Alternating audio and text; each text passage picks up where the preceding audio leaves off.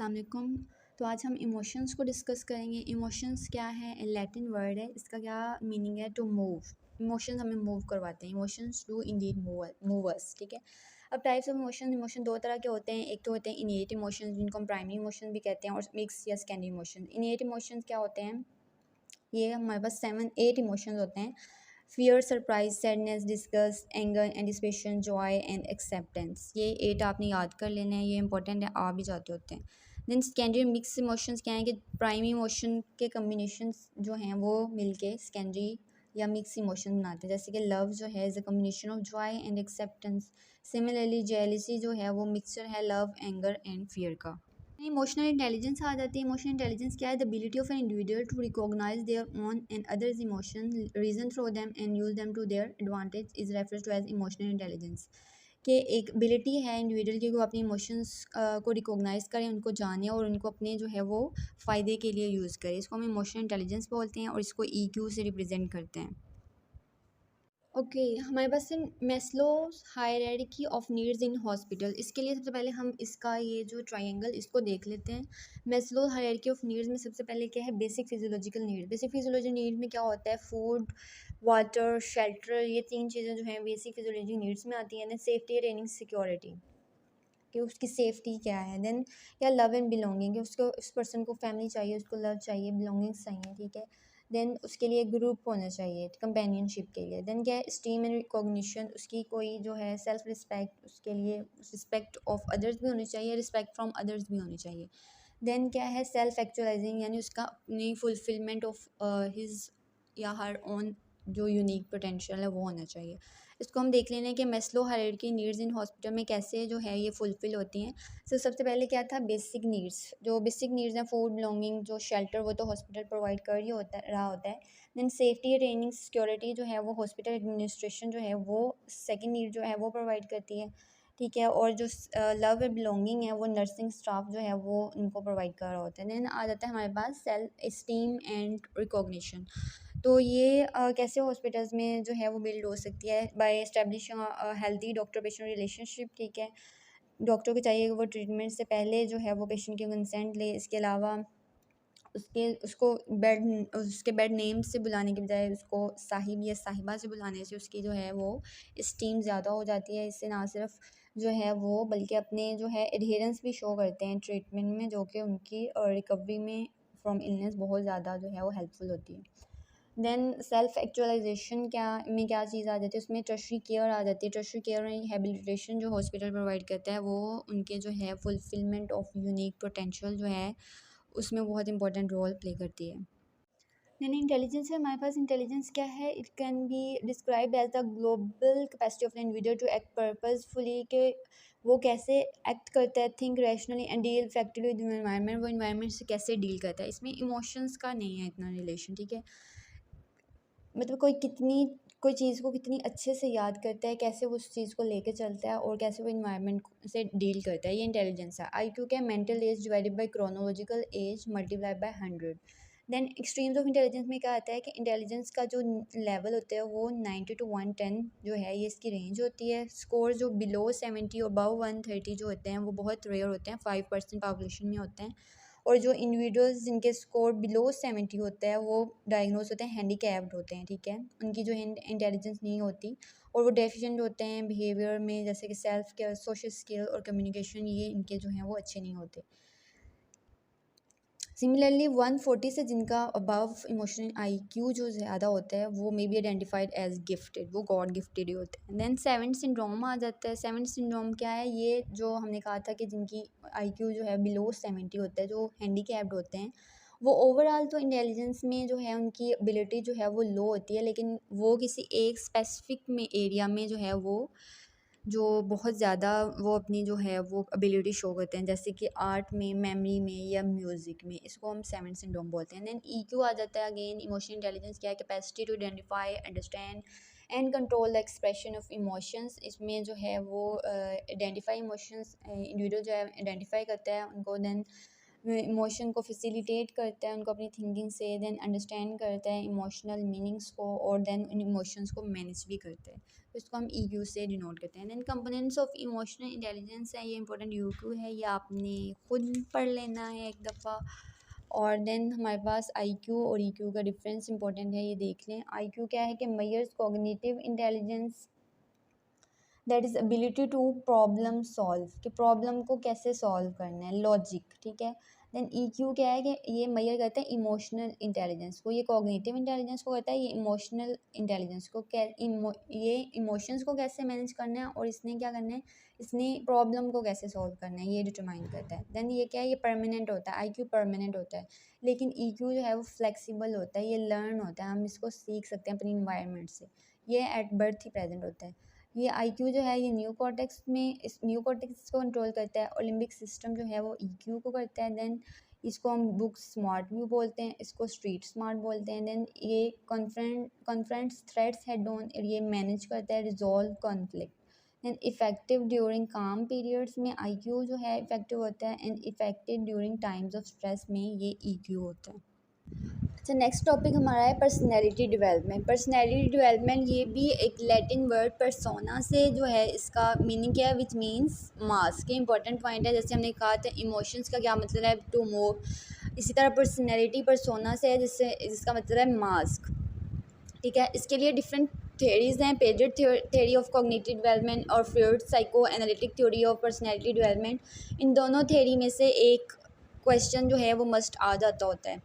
सबसे पहले हमारे पास मिड में तो ये लाजमी आता है ना एक क्वेश्चन इसमें से, और हमें प्रॉफ में भी ये फ्रॉइड्स वाला आया था। Then Piaget theory of cognitive development, इसको देख लेते हैं कि इसमें क्या होता है, पर्सनैलिटी डेवलप होनी है, एक बच्चा पैदा हुआ है, उसने उसके जो बचपन से लेके एडल्ट बनने तक जो जो डेवलपमेंट होगी ना, इसमें इसको डिवाइड किया हुआ है। सबसे पहले हमारे पास सेंसोरी मोटर स्टेज आती है, जो कि 0 से 2 ईयर्स तक होती है, ठीक है। देन प्री ऑपरेशनल स्टेज आती है, जो 2 to 7 ईयर्स तक होती है। देन कंक्रीट ऑपरेशनल स्टेज आती है, जो 7 to 11 ईयर्स तक होती है। And then fourth one is formal operational stage, जो 12 ईयर्स ऑनवर्ड्स होती है। सबसे पहली स्टेज क्या है, सेंसोरी मोटर स्टेज, जो 0 से 2 ईयर्स तक होती है।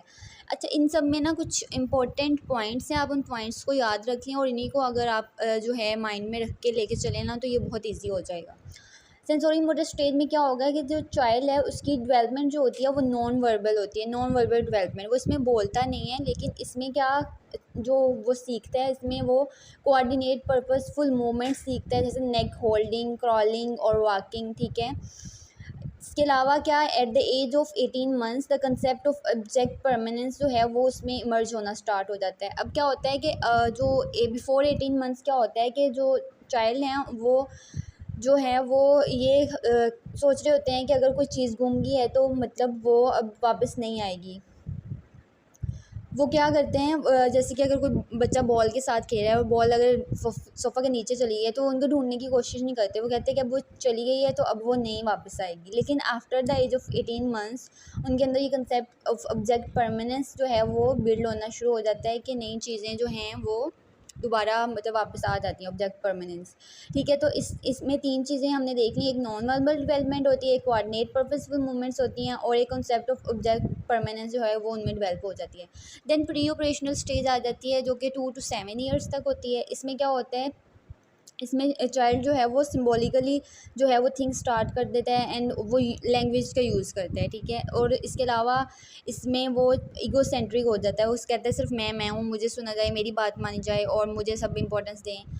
जैसे कि आपने देखा भी होगा 2 to 7 ईयर्स में बच्चों का यही जो है ज़्यादातर एटीट्यूड होता है। लेकिन इसके अलावा और क्या, उनके अंदर जो है वो कंजर्वेशनल एरर्स भी आते हैं इस स्टेज में। कंजर्वेशनल एरर्स क्या होते हैं कि वो ये समझते हैं कि अगर उनको अगर किसी छोटे गिलास में उनको कोई कोल्ड ड्रिंक या पानी दिया है, तो वो कहते हैं कि नहीं, हमें बड़े वाले गिलास में चाहिए, या फिर जो उनको पसंद होता है कप, हम उस कप में चाहिए। वो ये समझते हैं कि अगर चीज़ों की शेप चेंज होने से उनकी क्वांटिटी भी जो है वो चेंज हो जाएगी। मतलब अगर गिलास छोटा है, अगर बड़ा गिलास ले लेंगे तो बड़े गिलास में जो है वो उसकी क्वांटिटी भी चेंज हो जाएगी। तो ये कंजर्वेशन एरर्स जो हैं वो करते हैं प्री ऑपरेशनल स्टेज में। Then concrete operational stage 7 to 11 years में आती है। इसमें क्या होता है, कंसेप्ट ऑफ कंजर्वेशन जो है वो उनको समझ आ जाती है कि नहीं, जो अगर किसी कप को चेंज करने से उनकी क्वांटिटी जो है वो चेंज नहीं होती। इसके अलावा वो क्या concept of time, space and numbers भी वो जो है वो समझना शुरू कर देते हैं इस स्टेज में। Then formal operational stage 12 years onwards आती है। इसमें उनकी एडल्ट इंटेलेक्चुअल एबिलिटी जो है वो बिहेव करना शुरू कर देते हैं एडल्ट जो हैं उन लोगों की तरह। देन उनकी जो है वो लेस ईगोसेंट्रिक हो जाते हैं, जो कि प्री ऑपरेशनल स्टेज में वो बहुत ज़्यादा थे। अब उनकी जो डेवलपमेंट है वो एडल्ट इंटेलेक्चुअल एबिलिटी पे बेस करती है, और वो टाइम, स्पेस और नंबर्स के साथ साथ कंसेप्चुलाइज मैथमेटिक्स, फिज़िक्स और फिलॉसफी भी उनको भी समझने की जो है वो एबिलिटी रखते हैं। तो ये 4 स्टेजेस हैं इम्पॉर्टेंट।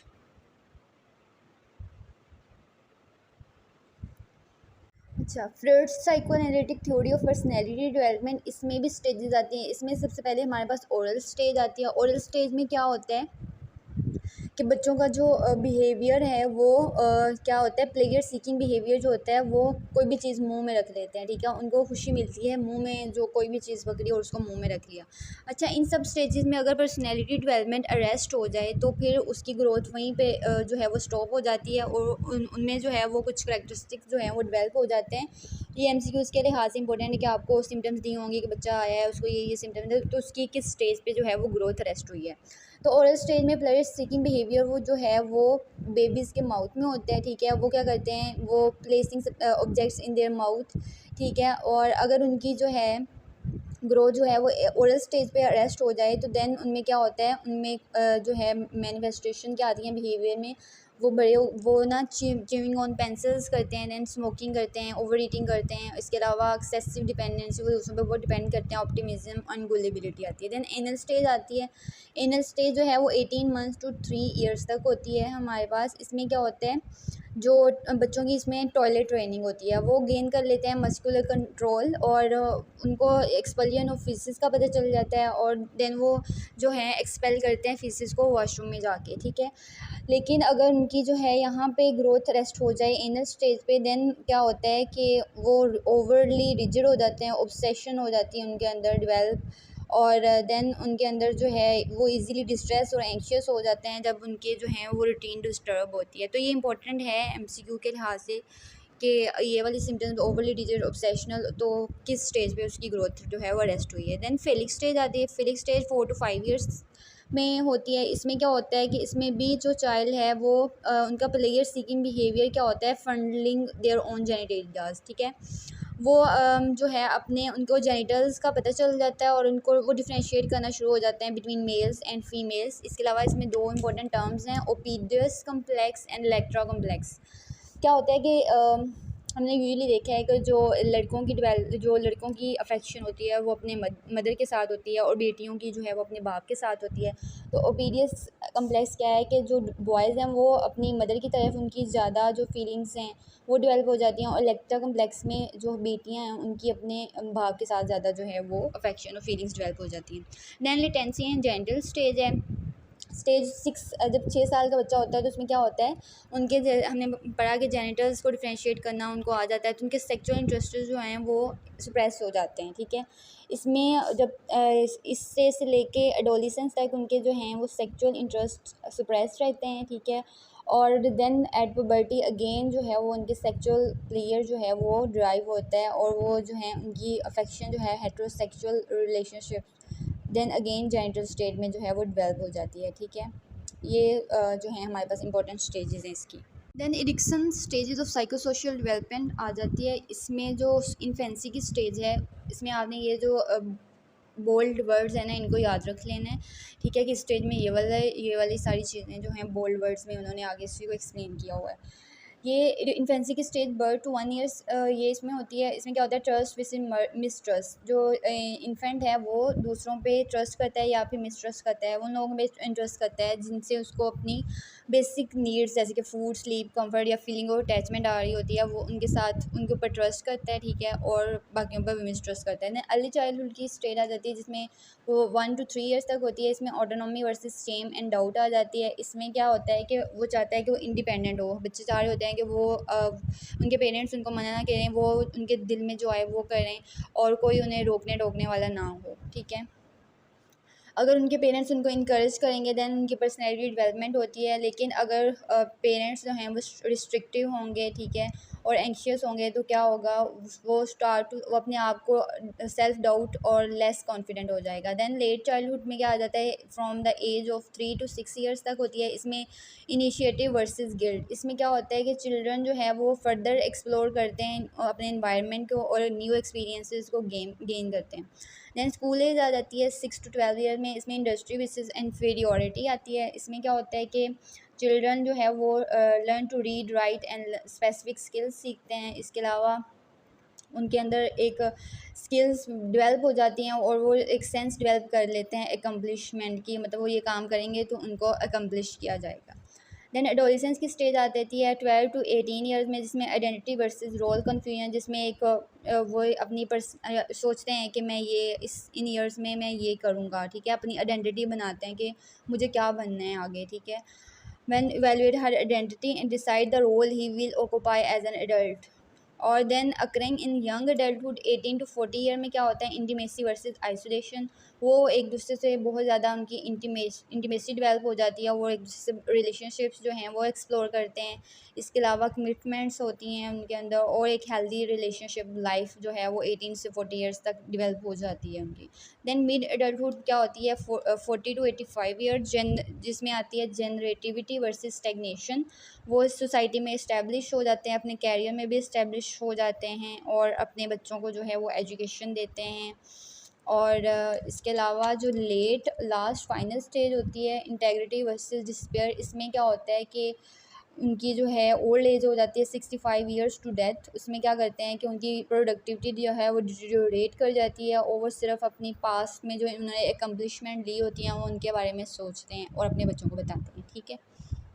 अच्छा, नेक्स्ट है हमारे पास personality types and heart disease. हमारे पास दो तरह की पर्सनैलिटीज़ होती हैं, type A and type B persons होते हैं। टाइप ए पर्सन जो होते हैं वो ड्राइवन एंड कॉम्पिटिटिव होते हैं, वो कांस्टेंट प्रेशर के अंदर रहते हैं, वो जो कि उनका अपना ही सेल्फ क्रिएटेड होता है और वो जो है जल्दी जल्दी काम करते हैं। वो चाहते हैं हर जो काम है वो बहुत जल्दी जल्दी हो जाए। और क्या होता है उनके अंदर जो हार्ट डिज़ीज़ का रेट भी ज़्यादा होता है, क्योंकि वो हर वक्त तो अपना सिम्पैथेटिक सिस्टम को एक्टिवेट रखते हैं, तो उनके अंदर जो है हार्ट डिज़ीज़ डेवलप होने के चांस ज़्यादा होते हैं। दैन टाइप बी पर्सनस को आए ईजी, बहुत प्यारे लोग होते हैं, easy going, non competitive, Placid और कूल होते हैं, कंपोज्ड होते हैं, ठीक है। और जब तक उनको कोई कमांड ना दी जाए वो तब तक उसको जो है वो सीरियस नहीं लेते, ठीक है। तो अगर देखा गया कि अगर इनको दोनों टाइप्स के पर्सन को लॉन्ग लास्टिंग स्ट्रेसफुल सिचुएशन में रखा जाए तो जो टाइप ए पर्सनैलिटीज़ जो हैं वो जल्दी गिव अप कर देती हैं और उनके अंदर जो है वो चांसेस ज़्यादा होते हैं to develop heart disease as compare to type B, और वो हेल्पलेसनेस और जो है लेस रिस्पॉन्सिव होते हैं than that of type B person जो होते हैं। नेक्स्ट हमारे पास स्लीप है। स्लीप क्या है, sleep is a recurring state of alter consciousness. ये क्या स्टेट है, एक अल्टर कॉन्शियसनेस की imperative to normal brain and body function. हमारी हमारी लाइफ का जो है 1/3 जो है वो सोते हुए गुजर जाता है। इसमें क्या होता है कि जो डिक्रीज़ अवेयरनेस होती है, डिक्रीज़ इंटरेक्शन विद सराउंडिंग होता है और लोअर सेंसरी एक्टिविटी होती है और इनहिबिशन ऑफ वॉलंटरी मसल्स होते हैं, ठीक है। अब इसकी इंपॉर्टेंट है वेव्स एमसीक्यू के लिहाज से। वेव्स क्या होती हैं, जब हम जाग रहे होते हैं तो हमारे जो हैं बीटा और अल्फ़ा वेव्स जो हैं वो जनरेट होती हैं। बीटा वेव्स कब जनरेट होती हैं और अल्फ़ा वेव्स कब जनरेट होती हैं? अल्फ़ा वेव्स तब होती हैं जब आप बिल्कुल आप रिलैक्स हैं और क्लासरूम में बैठे हुए हैं और म्यूज़िक सुन रहे हैं, तो आप तो अल्फ़ा वेव्स। अब जब टीचर ने आपको पॉइंट आउट किया तो अचानक से जो वेव्स जनरेट होंगी वो बीटा वेव्स होंगी। Beta waves are commonly seen during active mental concentration, ठीक है। Alpha waves are seen when a person closes their eyes and relaxes. Then हम स्लीप को डिवाइड करते हैं दो तरह से, एक होती है non rapid eye movement sleep, एक होती है रैपिड आई मूवमेंट स्लीप। जो रैपिड आई मूवमेंट स्लीप है इज़ अ पीरियड, इसमें ब्रेन की जो एक्टिविटी होती है वो उतनी होती है जितनी नॉर्मली हम जब जाग रहे होते हैं उतनी। देन लेकिन जो non rapid eye movement sleep है उसमें जो है ब्रेन की एक्टिविटी लेस होती है as compare to when an individual is awake. Then non rapid eye movements जो स्लीप है उसकी फर्दर 4 स्टेजेस हैं। अच्छा, स्टेजेस ऑफ स्लीप आ गई हैं। इसमें आपने क्या थीटा और के कम्प्लेक्सेस और डेल्टा वेव्स, इनको आपने याद रख लेना, ठीक है। सबसे पहले क्या होता है, जब हम सोते हैं तो हम नॉन रैपिड आई मूवमेंट जो स्लीप का साइकिल है उसमें एंटर हो जाते हैं, वो 90 मिनट्स का होता है। उसको फर्दर जो है हम 4 स्टेजेस में डिवाइड करते हैं। स्टेज 1 क्या होता है, लाइटेस्ट स्टेज ऑफ स्लीप होती है, इसमें थीटा वेव्स जनरेट होती हैं, ठीक है। और इसमें क्या होता है, sense of calmness, low pulse और रेस्पिरेशन और डिक्रीज इन बीपी हो जाता है, और ये 5% ऑफ स्लीप साइकिल को कंस्टिट्यूट करती है। स्टेज 2 में क्या होता है, स्लीप स्पिंडल्स आते हैं कि कम्प्लेक्सेस आते हैं ऑन ईईजी, और ये 45% जो है स्लीप साइकिल का करती है, जो कि लार्जेस्ट पोर्शन है। देन स्टेज 3 और 4 में क्या डेल्टा वेव्स आती हैं, ठीक है। और इसमें sleep disorder, nightmare, night terror, sleep walking and bed wetting, ये एमसीक्यू तो मस्ट होता है ना, ये आना ही होता है।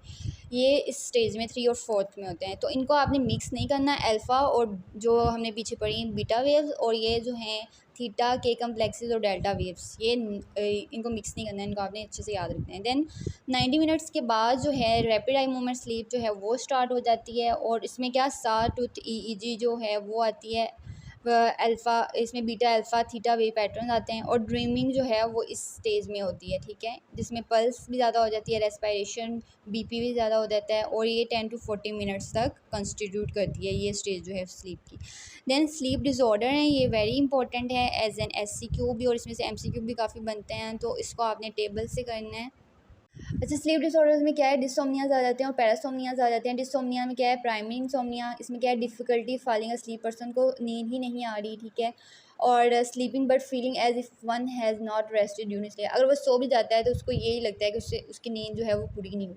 एंड प्राइमरी हाइपरसोम्निया में क्या है कि इसमें बहुत ज़्यादा नींद आती है, एक्सेसिव स्लीपीनेस होती है, लेकिन जो उसकी स्लीपीनेस है वो नैपिंग से रिलीव नहीं होती। देन नेक्रोलेप्सी में क्या है कि इसमें डे टाइम में बहुत ज़्यादा स्लीप अटैक्स आते हैं, और जो डे टाइम नैप्स हैं वो स्लीपीनेस को रिलीव कर देते हैं। इसमें डे टाइम नैप्स रिलीव कर देते हैं स्लीपीनेस को, लेकिन प्राइमरी हाइपरसोम्निया में रिलीव नहीं करते। Then breathing related sleep disorder में क्या होता है कि नॉर्मल ब्रीथिंग जब हो स्लीप में तब डिस्टर्बेंस हो सकती है नींद की।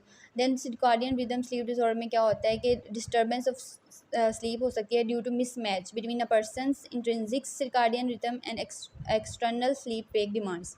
इसके एग्जांपल आप यूँ लें कि आपने अपना टाइम बनाया हुआ था कि मैंने 9 बजे सोना है रात को, या 10 बजे सोना है, तो आपका ये एक इंट्रिंसिक सर्काडियन रिदम बना होता है। लेकिन आप एक दिन को कहीं जाना पड़ गया किसी पार्टी वगैरह में, तो रात के 12 बज गए, ठीक है, तो अब आपका क्या होगा कि आपको स्लीपीनेस होगी, क्योंकि आपका जो इंट्रिंसिक सर्काडियन रिदम और एक्सटर्नल जो स्लीप वेक डिमांड है उनका मिसमैच हो गया। देन पैरासोम्नियाज में क्या आ जाता है, इसमें सारे वो nightmare disorder, sleep terror disorder, sleep walking disorder जो मैंने आपको स्टेज 3 और 4 में बताए थे नॉन रैपिड आई मूवमेंट के, वो आ जाते हैं। नाइटमेयर डिसऑर्डर में क्या आता है, बहुत ज़्यादा बुरे बुरे ख्वाब आते हैं, डरावने ख्वाब आते हैं। स्लीप टेरर डिसऑर्डर में क्या होता है कि वो चीखता है, सोते हुए चीखें मारना शुरू हो जाता है। स्लीप वॉकिंग डिसऑर्डर में क्या है कि वो सोते हुए चलता है, ठीक है, पर्सन। देन स्लीप हाइजीन का बहुत इंपॉर्टेंट क्वेश्चन है, ये पूछा होता है कि स्लीप डिसऑर्डर कौन कौन से हैं, इस स्लीप की स्टेजेस कौन कौन सी हैं, और देन स्लीप हाइजीन को कैसे मेंटेन कर सकते हैं। तो ये आपने बहुत इजी है, इसको आपने देख लेना है। इसके साथ ही हमारा जो सेक्शन सी है वो कंप्लीट हो जाता है। होप सो आप लोगों को समझ आ गई होगी। If you have any queries you can ask me. Thank you.